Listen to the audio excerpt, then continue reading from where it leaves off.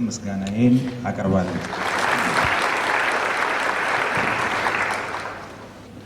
ካህሳይ ገብረ እግዚአብሔር አንድ ቀልድ ነበረው። ከሱ ነው የሚጀምረው። እሱ ባደገበት አካባቢ በ1960ዎቹ ቁርቁሶች ነበሩ። እሱ በአንዱ ወገን ያለ ይመስለኛል። እንግዲህ ወደፊት ግለ ታሪኩን ሲጽፍ የሚነግረን ይሆናል። ኢህአፓ በሚባለው ውስጥ ማለት ነው። ሌሎችም ደግሞ ምህጻረ ቃሎች አድርገው የሚቆራቆሱ ወጣቶች ነበሩ። ያን ጊዜ መንግስት የነበረ አሁን መንግስት ለመሆን የሚጥር ሌሎችም በየአቅጣጫው ይቆራቆሳሉ እና በዚያ ቁርቁስ ውስጥ በተለይ በጦርነቱ ላይ ኢዲዩ የሚባል ክፍል ነበረ፣ ሁላችሁ እንደምታስታውሱት። በተለይ ደግሞ አሁን ካሳይ በነገረኛ አቅጣጫ ውስጥ ደግሞ ያንን ጦር የሚመራ ሰባጋዲስ የሚባል ሰውዬ ነበረ። በጣም በጣም በጣም ጦረኛ ነው፣ ሻርፕ ሹተር ነው አለ። ተኮሰ መታ ነው መሳት የለም። የእሱም ሰዎች እንዲሁ ናቸው። ብዙዎቹን በዚያ ሜዳ ላይ በጦር ብልጫ ይዘውባቸው ነበር።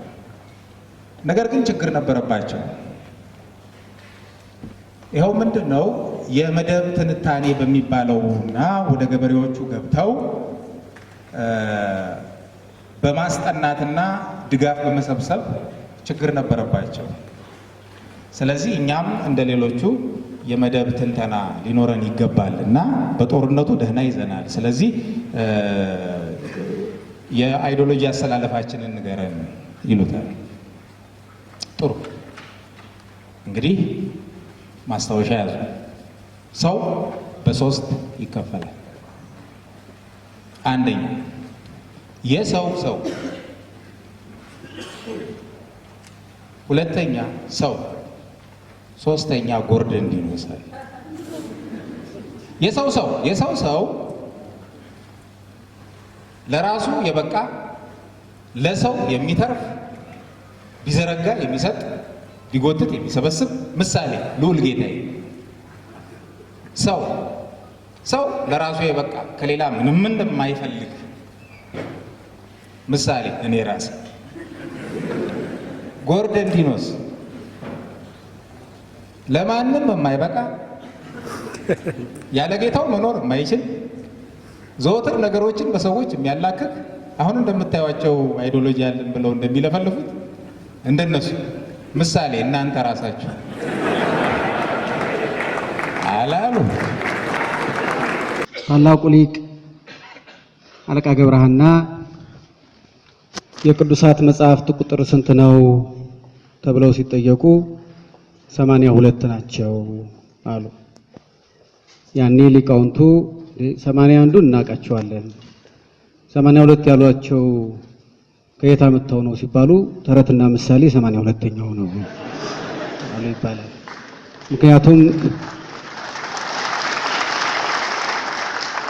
የኢትዮጵያ ሕዝብ ዕውቀቱን፣ ትምህርቱን፣ አመለካከቱን ለትውልድ ሲያስተላልፍ የኖረው እንደ ዛሬ እንኳን ከማለት እንደ ትናንት ጋዜጣ እንደ ዛሬ ማህበራዊ ሚዲያ ከመፈጠሩ በፊት እንደ ማህበራዊ ሚዲያም እንደ ጋዜጣም ሆኖ የህዝቡን ልብ ሲገልጽ፣ ሲከራከርበት፣ ሲሟገትበት፣ ሲነጋገርበት የኖረው በቃላዊ ተረትና ምሳሌው ነው። እንዲያውም አንድ ምሁር ምን ብለዋል? ኢትዮጵያ ውስጥ ያሉትን የየጎሳውን ወይም የየብሔረሰቡን ስሞች፣ ተረቶች፣ ምሳሌዎች ብናጠናቸውና ወደ አንድ ቋንቋ ብንተረጉማቸው አብዛኛዎቹ ተመሳሳይ ሐሳብ ነው ያላቸው። ሌላው ቀርቶ ለየምልክቱ የሚሰጡት ትርጉም፣ ለምሳሌ አንበሳ የሚኖረው ውክልና፣ ነብር የሚኖረው ውክልና፣ ሴቶች ወንዶች የሚኖራቸው ውክልና፣ ውሃ ድንጋይ የሚኖራቸው ውክልና በየባህሎቻችን ውስጥ ተመሳሳይ ሆኖ እናገኘዋለን እና እንዲያውም እነዚህን ብናጠናና እነዚህን ወደ መድረክ የምናወጣበት እድል ብናገኝ የህዝቦቻችንን አንድነት የበለጠ ከበዓል ባለፈ የበለጠ የምናጠናክርበት እድል እናገኛለን የሚል ሐሳብ ሰጥቶ ነበር። በዚህ በህብረ ብዕር ውስጥ የምናገኘው ይሄንን ነው። በተለይ ኢትዮጵያ ውስጥ ለረጅም ጊዜ የቆዩ ሁለት ተቋማት ናቸው። አብዛኛዎቹ ተቋሞቻችን የቅርብ ዘመን ናቸው እኛ ጋር። ሁለቱ ተቋማት ግን የረጅም ዘመን ታሪክ አላቸው። ቤተ ክህነትና ቤተ መንግስት እየወደቁም እየተነሱም ሺህ ዓመታትን የተሻገሩ ተቋማት ናቸው። በእነዚህ ተቋማት ውስጥ ብዙ ዕውቀት በቃልም በጽሁፍም የማከማቸት እድል አግኝቷል። በጽሁፍ ያሉት የጠፉትም አውሮፓ ተሻግረው የተወሰኑትን ማግኘት ይችላል። በቃል ያሉት ግን በተለይ በዚህ ጊዜ የሚሰበሰባቸው ካላገኙ በሀገራችን በፊት የነበሩ 3 ሊቃውንት እየጠፉ ስለሆነ አደጋ ላይ ነው። በባህላችን ነገር አዋቂ፣ ታሪክ አዋቂ፣ ወግ አዋቂ የሚባሉ 3 ሊቃውንት ነበሩ። ነገር አዋቂ ማለት ተሟጋች ማለት ነው። የነገርን ብልት አውቆ ለክርክር ለሙግት የሚወጣ ሰው። ወግ አዋቂ ማለት ተራኪ ነው። የሰማውን ሰው የጣደው ቡና እስኪገነፍል የሚጋግረው እንጀራ እስኪያር ድረስ መስጦ አፍ አስከፍቶ የሚተርክ ነው። ታሪክ አዋቂ ማለት እንዳሁኑ የሚጽፍ ባልነበረበት ጊዜ ልቅም አድርጎ የሰማውን ልቅም አድርጎ የሚያስተላልፍ ሰው። አሁን በእኛ አብዛኛው መጀመሪያ ትንንሽ ጽሁፎች ላይ ቀጥሎ ደግሞ ማህበራዊ ሚዲያ ላይ የምናገኘው እንደ ትልቅ ነገር በመንቆጥርበት ዘመን 3ቱ እየጠፉ ነው። እንደ ቀይ ቀበሮ፣ እንደ ዋልያ እነዚህ 3ቱም ነገር አዋቂም ወግ አዋቂም ታሪክ አዋቂም እየጠፋል። በዚህ ጊዜ እነዚህን መሰብሰብ የግድ ነው። ሰብስበን ካላስቀመጥናቸው በስተቀር የሚነግረንም አናገኝ። እኛም የምናውቀው ዕውቀታችንም የተመሰረተው በምዕራቡ ላይ ስለሆነ የምናስበውም እንዲያውም በምዕራቡ ነው። አሁን አንዳንድ ሰው አማርኛ ይናገራል እንጂ የሚያስብበት የአእምሮ ማሰቢያ ማሽኑ እንግሊዘኛ ነው። በእንግሊዘኛ እያሰበ ነው በአማርኛ የሚያወራው። እንዲያውም በእንግሊዘኛ እያዘነ በአማርኛም ያለቅስም አለ። ለዚህ ነው እስቲ ፌስቡኩን ይዩት። እገሌ ሞተ ሲባል ነፍስ ይማር የሚል ሰው አታገኙ። RIP ነው ሰው ሁሉ ውስጡ የማሽኑ ተቀይሯል። እንዲህ ባለ ትውልድ ጊዜ እንደ ካሳይ አይነት ሰዎች ማግኘት መታደል ነው። ካላገኘን መፍጠር የግድ አለብን። ታሪካችን፣ ባህላችን ቅድም ዶክተር ፈቃደ ያላቸው ሰዎች ከሰበሰቡት በላይ በሜዳ ተበትኖ ነው ያለው። በሜዳ ተበትኖ እና አሁን ደግሞ የሉላዊነቱ ግፊት አገራችን ወደንም ሳንወድም እየመጣ ስለሆነ የመጥፋቱ እድል በዛው እንደዛፉ ቅድም እንዳልኳችሁ እንደ እንስሳቱ እንደሌሎቹ የመጥፋት እድል አለ። ስለዚህ ካሁኑ ተሰብስቦ ውስጡ ምን እንዳለ ቅድም እንዳልኩት ውስጡ ምን እንዳለ ሳናውቀው ነው የሚጠፋው። ምን እንዳለ የኛ ታሪክ ከተጻፈው በቃል ያለው ይበልጣል። በተለይ በየዘመናቱ እርስ በርስ ጦርነት ሲሆን ጠላት ከውጭ መጥቶ ሀገሪቱን ሲያጠፋ የኛ ሰዎች ውስጣቸው መጽሐፍ የማስቀረት ችሎታ አላቸው። በተለይ ነባር ሊቃውንቱ ሙሉ መጽሐፉን ከነትርጉሙ ከነሙሉ ውስጣቸውን የሚያስቀምጡት እንደውም ችግር ካለፈ በኋላ መልሶ ለመጻፍ እድል የገጠመን በዛ ነው ውስጡ ስለሚያስቀሩት። አሁን እንደዚህ የሚያደርግ ሰው በሌለበት ጊዜ እነዚህ ሳይጠፉ መሰብሰብ መቻል አለበት። ሩጫው መሆን አለበት። እንደውም ማህበራዊውን ሚዲያም ጭምር የምናውቀውን ተረት የምናውቀውን ምሳሌ የምናውቀውን ወግ የምናውቀውን አባባል በሙሉ ለማስቀመጫ ለመለዋወጫ በዛ ድል እንደ ካሳይ አይነት ሰዎች እንዲያገኟቸውና ወደ ድርሳን እንዲያወርዷቸው ለማድረግ እድሉን መጠቀም መቻል አለብን። ይሄ መጽሐፍ የሰጠን ጥቅም ይሄ ነውና በተለይ ይሄ ትውልድ ሀገሩን የሚወድ ትውልድ የሚንገበገብ ትውልድ የኢትዮጵያ ነገር ሲነሳበት እንደ አራስ ነብር የሚሆን ትውልድ ነው አሁን ያለው በአስርዮሽና በ20 ውስጥ ያለው ትውልድና ይሄ ስሜት ካለን ባህላችንን አፋዊ ቅርሶቻችንን ወደ ቅርስነት ወደ መዝገብ ወደ ያዘው ቅርስነት ለመሮጥ አሁን ነው ጊዜው። አሁን የመጨረሻው ምዕራፍ ላይ ነው ያለነው። እነዚህን የማጣት እድሎቻችን መጨረሻው ምዕራፍ ላይ ነው ያለነው። እንዲያውም አንዳንዶቹ ቅድም ጊዜ አጥሮት ዶክተር ፈቃደ ያነሳውም እንጂ የሀገራችን ተረቶች ሄደው ትልልቅ የፈረንጅ ፊልሞችንና ትልልቅ ድርሰቶችን ወልደዋል። ሄደው ዳብረው ማለት ባለቤቶቹ ሳይታወቁ ወደፊት የሰው ዲኤንኤ ምርመራ እንደመጣው የስነ ጽሁፍ የዲኤንኤ ምርመራ ሲመጣ ያኔ ወላጆቻቸው እስኪታወቁ ድረስ አሁን የነሱ ሆነው ይቀጥላሉ። እዛ ሳንደርስ ግን እንደነ ካህሳይ አይነት ሰዎችን እያበረታን ወጣቱ ደግሞ የራሳችንን ስራ እየሰራን ነገ በባዶ ላይ ሆነ እንደ አሜሪካ ጥቁር ወንድሞቻችን መልክ ብቻ ነው የአፍሪካ ያላቸው። አሁን እነሱ ሌላ ምንም ስነ ጽሁፋቸው፣ ተረታቸው፣ ንግግራቸው፣ ሁለመናቸው የሌላ መልካቸው ብቻ ነው ሳይቀየር ያለውና ወደፊት እኛም እንደነሱ ሆነን መልክ ብቻ ኢትዮጵያዊ ሌላው ነገራችን በሙሉ ሌላ ከመሆኑ በፊት ዛሬ እንደነ ካህሳይ ልንደርስለት ይገባል ባይ ነኝ። ካህሳይ እንኳን ደስ ያለህ፣ እግዚአብሔር ይስጥልኝ። በአንድ ወቅት ሀገራችን ውስጥ እንደዚህ አሁን የባህል ጽሁፍ ለመመረቅ እንደተገናኘ ነው ስለ ስነ ጽሁፍ ስንነጋገር በስነ ጽሁፍ በኩል የብርሃንና ሰላም ጋዜጣ በ1916 እና 17 በአማርኛ ይታተም የነበረ ጋዜጣና ጠላት እስኪመጣ ድረስ ይታተም የነበረው ሳምንታዊ ጋዜጣ ከዛ በኋላ ጠላት ከመጣ በኋላ ለ5 ዓመታት ተቋርጦ እንደገና ደግሞ በሌላ ስም የቀጠለ በዛው በብርሃንና ሰላም የቀጠለ ጋዜጣ ላይ ጀምሮ ዛሬ እስካሉት ጋዜጦች ድረስ የተለያዩ ሰዎች የስነ ጽሁፍ ላይ መጽሐፍት ላይ ይጽፋሉ። እነዚህ ሁሉ ተምረው ተመራምረው ስለ ስነ ጽሁፍ አውቀው ባለሙያ ሆነው ባለ ዲግሪ ሆነው ሳይሆን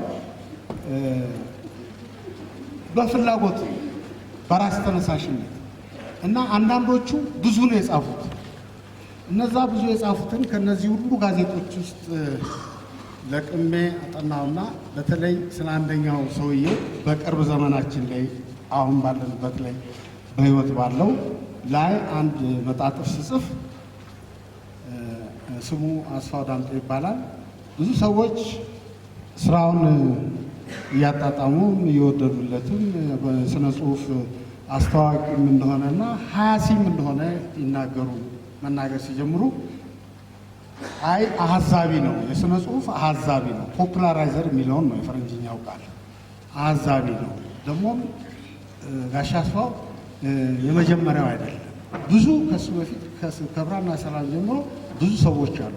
እሱ ግን በጣም አስፍቶታል። የእሱን ያህል የሰራ የለም ብዬ ለአቶ አስፋው መስክሬ ነበረ። በአሃዛቢነቱ በሀያሲነት አለ በአሃዛቢነት አሃዛቢ የሚለው ፖፑላራይዘር የሚለውን የእንግሊዝኛው ቃል ነው። እሱ ከቀናችሁ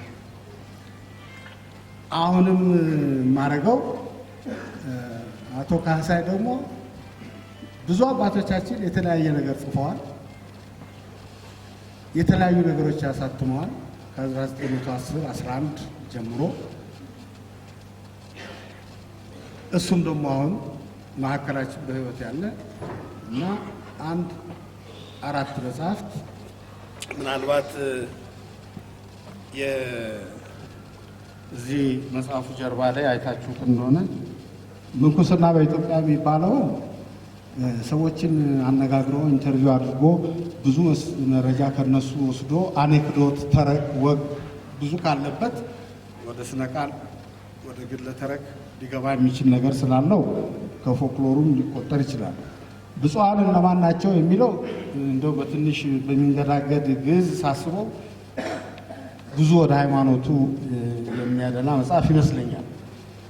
ከነዚህ ሌላ ግን የጻፋቸው መጽሐፍት በሙሉ ያንን ከጥንት ጀምሮ የነበረውን ባህል ልምድ ተከትሎ እሱ ደግሞ አንድ ቦታ ላይ ደርሷል። ከዚህ በመቀጠል ሌት ተቀን በማሯሯጥ ይሄን መድረክ ላዘጋጀው ላስተባበረው ለአበባ መላኩ ምስጋናዬን አቀርባለሁ። በእናንተ ስም እናንተም አመስግኑልኝ። ከዚህ በመቀጠል ይህን መጽሐፍ ያለምንም ማንገራገር ያለምንም ውጣ ውረድ በፈቃደኝነት አሳትሞ ሶስቱንም መጽሐፍት እንዲያው እኔ መጨረሻውን ነበር የጠየቁት ሶስቱንም ምክንያቱም ቁጥር 3 ሲመጣ 1 እና 2ም ስለሚጠይቁኝ ሰዎች ብሎ በገዛ ፈቃዱ ሶስቱንም አሳትሞ ለዚህ ለውጤት ላበቃው ለጃዕፈር መጽሐፍት መደብር ምስጋና አቀርባለሁ። አመሰግናለሁ። እንግዲህ ከዚህ ቀጥሎ ያው በመጀመሪያ ሁሌም በጋዜጠኞች ስጠየቅ ምለው አለኝ ለዚህ ውጤት ያደረሰችኝ ፊደል ሳትማር ስነ ጽሑፍ ያስተማረችኝ የኔ መሰረት እናቴ ናት። በህይወት ባትኖርም አመሰግናለሁ።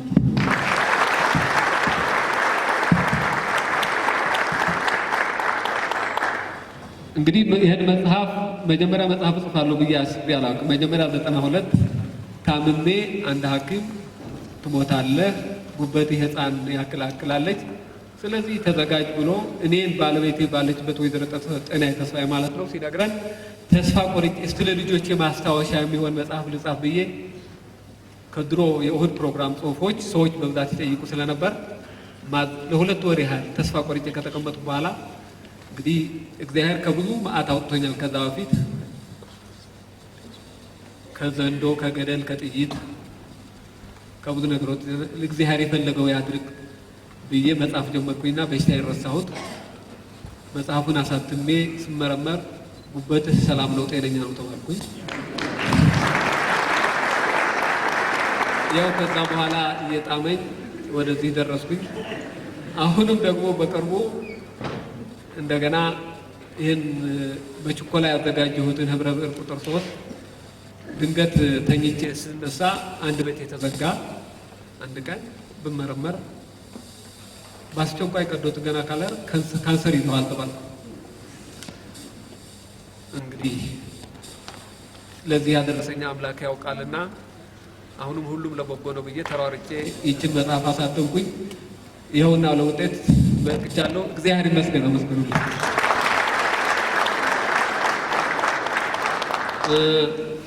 እንግዲህ ይሄ 6ኛ መጽሐፌ ነው። ያው ለሌሎች ለህትመት ያልበቁ ደግሞ 4 አሉ የተዘጋጁ እግዚአብሔር ሲፈቅድ ይወጣሉ።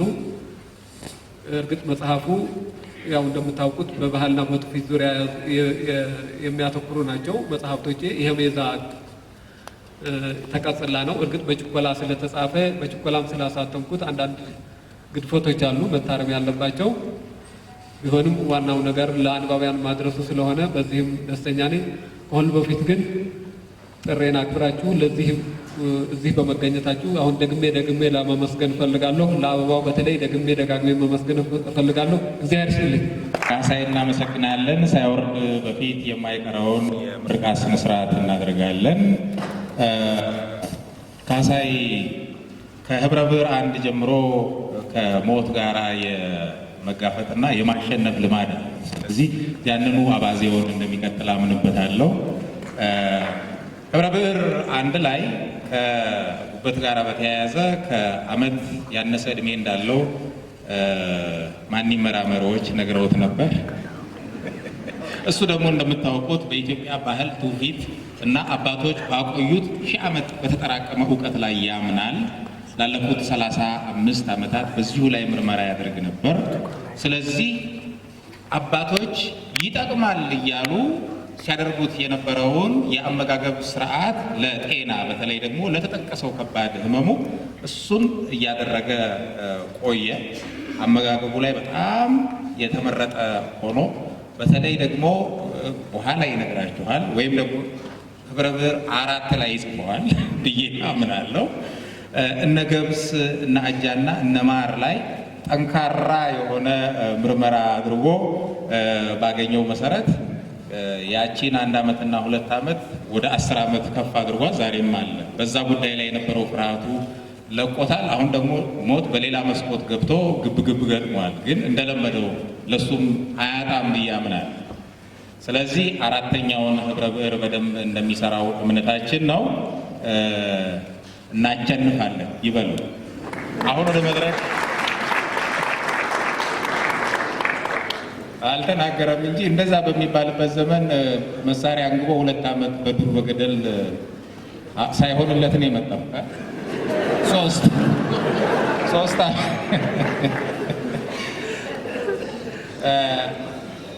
ልጁን ወደ መድረክ ጋብዛለሁ። ስዬ ካህሳይ ትባላለች። የስጋም የመንፈስም ልጁ ነች። አሁን የመንፈስ ልጁን መጽሐፉን እንድትመርቅ የክብር እንግዳ አድርገናታል። ወደ መድረክ እሷን እንድትሸኙልኝ በትህትና ጠይቃለሁ።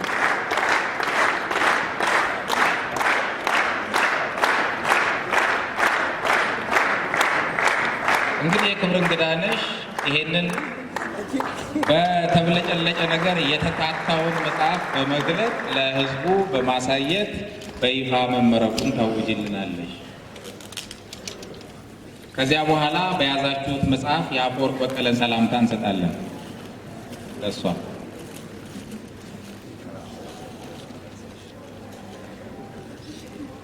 ህብረ ብዕር 3ኛ መጽሐፍ ካህሳይ ገብረ እግዚአብሔር በይፋ ተመርቋል።